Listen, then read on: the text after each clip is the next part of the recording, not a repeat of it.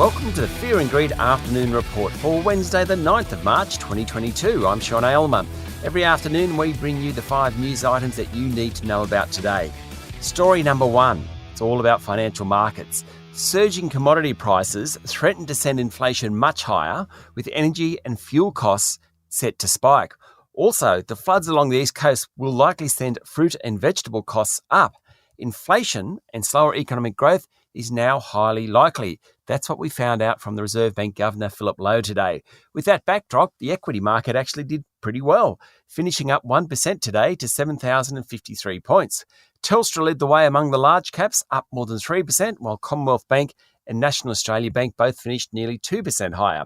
Aristocrat Leisure jumped 4% after saying it hadn't been materially affected by the war in Ukraine. Aristocrat has 1,000 workers in that country. The gold stocks also did well on the back of gold pushing beyond $2,050 an ounce, close to a record high. Tech stocks generally outperformed, led by WiseTech Global, which finished 6% higher. Biotech Mesoblast was the best performer, though, up 16.5%, and the worst performer was Nickel Mines. And that's story number 2. Nickel Mines' share price tumbled 23% this morning, triggering a pause in share trading after one of its biggest shareholders, a Chinese-based business, lost out on the booming nickel price. According to Bloomberg, the shareholder shorted nickel, as in took a bet against nickel prices rising, and then watched the price of the commodity spike nearly 250%.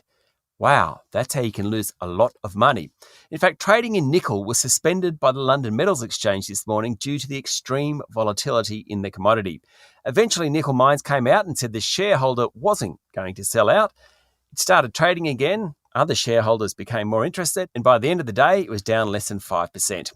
Story number 3 is about the floods. Prime Minister Scott Morrison declared the New South Wales flood crisis a national emergency, which will free up more help from the Defence Force and financial assistance payments.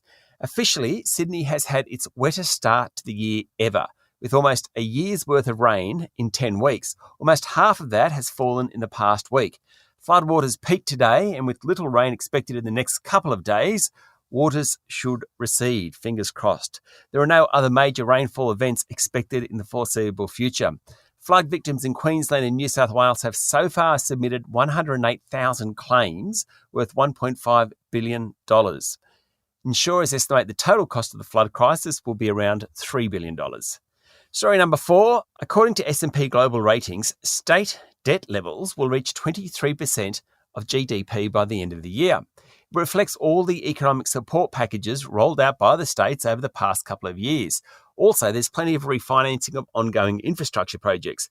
Victoria is the standout, with gross debt quadrupling between 2019 and 2025.